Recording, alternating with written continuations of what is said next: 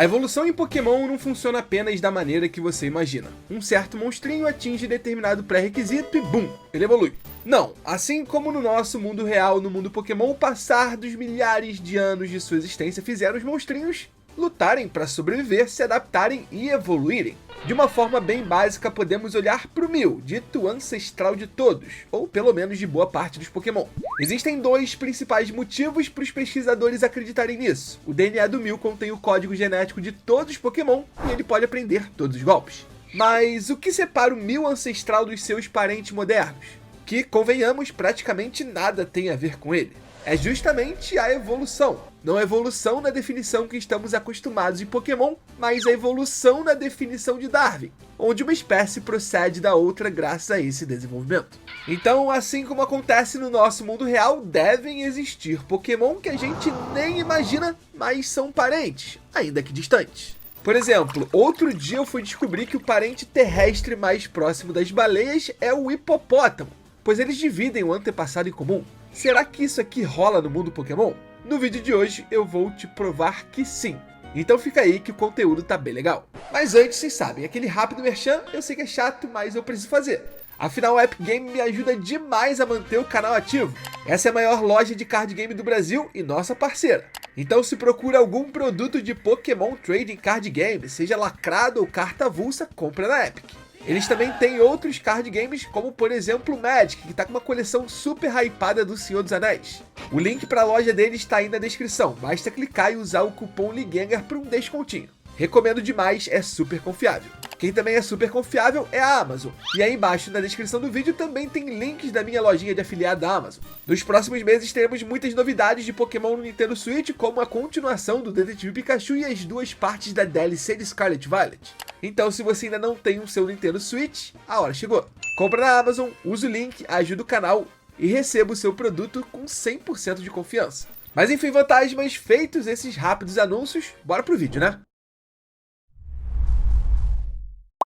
E já que eu mencionei baleias na introdução, vou começar por duas, Wailmer e Citoro. Eles podem parecer dois Pokémon que nada tem a ver um com o outro ou que no máximo bebem da mesma fonte de inspiração.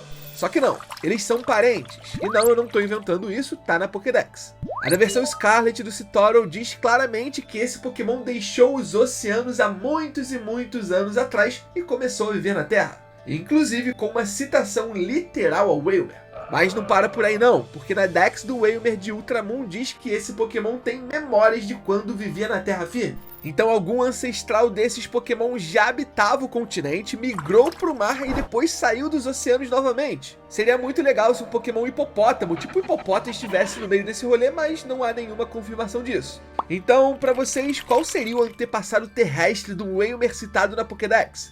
Será que outros Pokémon baleias também têm conexão com esses, tipo o lendário Kyogre? Porque assim, se tiver, o rival Groudon, ainda que não tenha tanta semelhança, possui certa conexão com hipopótamos. Eu não sei se vocês sabem, mas a fera bíblica Behemoth, que teria inspirado o Groudon, possui traços de hipopótamo segundo notas de versões do próprio livro sagrado. Se isso fosse oficializado, seria um baita enredo, mas mesmo como teoria já funciona. Dois lendários rivais que são ancestrais de Pokémon que ao longo da história viveram na Terra e no mar. Especialmente os Pokémon baleia e hipopótamo. Mas, de novo, essa segunda parte não tem nada confirmada. Eu tô só teorizando usando informações do nosso mundo real. O que temos de fato no mundo Pokémon é que Citoro e Wailmer são parentes. E o próximo exemplo que eu separei é das linhas evolutivas do Toxicroak e do Seismitoad. Esses Pokémon são semelhantes e relacionados de acordo com a própria Pokédex. Lógico, só de olhar para eles percebemos que são inspirados no mesmo animal, o sapo. No caso do Seismitoad, diferente da maioria dos Pokémon, sua ideia foi explicada pelo Ken Sugimori em entrevista à Nintendo Dream.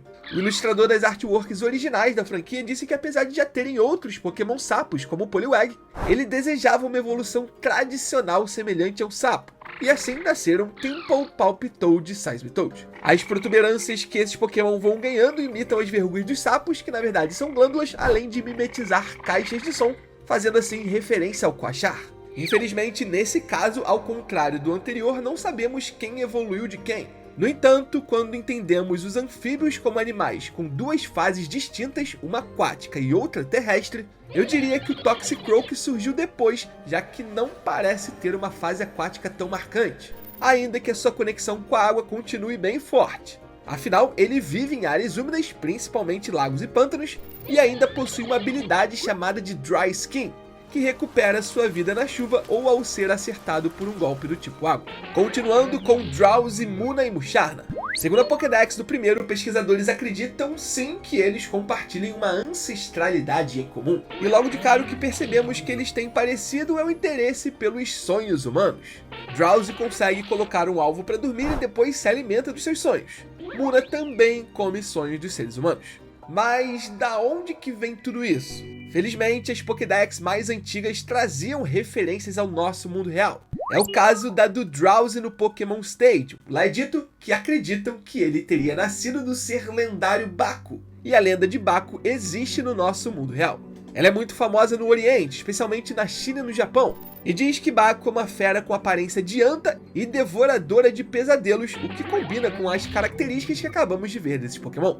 Aliás, a anta malaia possui duas cores, tal qual o Drowzee, o que só reforça essa conexão. Mas algo muito curioso desses animais é que eles estão no planeta Terra há muito tempo.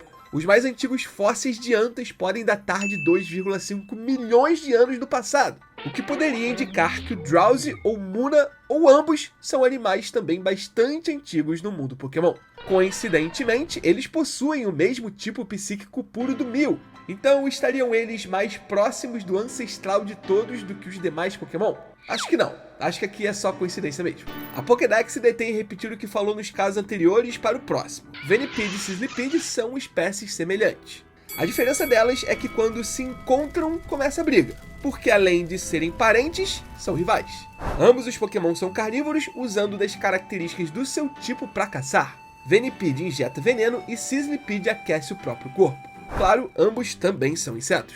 E tudo isso junto com o fato de terem apenas um par de patas para cada seção de seus corpos divididos, aponta para a inspiração nas centopeias, que pertence à classe dos quilópodes, assim como outros insetos semelhantes, mas de outras classes como os diplópodes, os paurópodes e os sínfilos. Todos eles estão juntos nos artrópodes e parecem ter parentesco com os anerídeos. Anerídeos são as minhocas, sanguessugas e etc.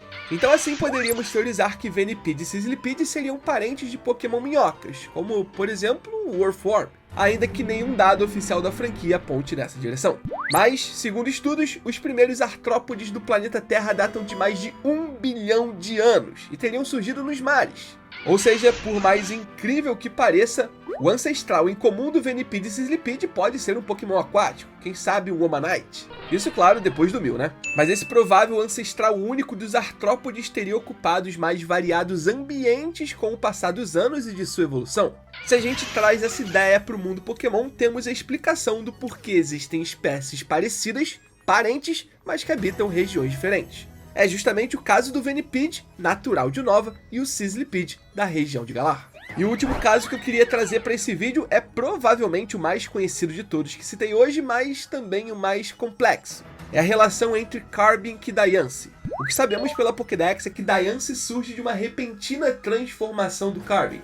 Se considerarmos que essa transformação é genética, isso provavelmente seria uma mutação, certo? E se entendermos a mutação como os neodarwinistas e aplicarmos isso ao mundo Pokémon, observaríamos que dentro de um grupo de Carbinks existem indivíduos geneticamente diferentes. Desses, os mais aptos sobreviveriam às condições impostas pelo ambiente que habitam, como Darwin explicou com a seleção natural. E se eu entendi e expliquei tudo certinho até aqui, o problema que surge é: pode uma mutação repentina mudar tanto assim um ser vivo como acontece com Carbink para Diancie? Essa é a pergunta que eu honestamente não sei responder, e se alguém que está assistindo o vídeo tiver essa resposta, eu adoraria vê-la nos comentários.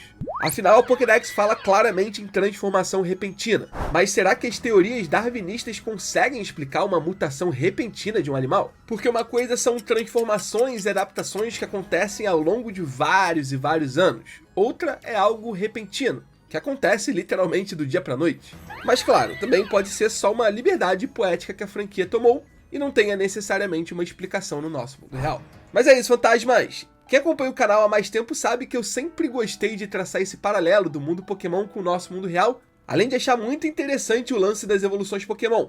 mas por essa ótica eu nunca tinha olhado e confesso que tô meio fascinado. Qualquer dúvida ou correção do que eu mencionei nesse vídeo, pode deixar nos comentários. Como eu sempre falo, eu não sou biólogo, muito longe disso. Biologia era uma das minhas piores matérias na escola. Só que minhas notas começaram a cair muito depois de aprender darwinismo, beleza? Nessa parte eu até que me virava. O problema é quando entrava nos seres humanos, células e esse tipo de coisa que eu não manjo nada. Muito obrigado por tudo, fantasmas, pela força de sempre e até a próxima.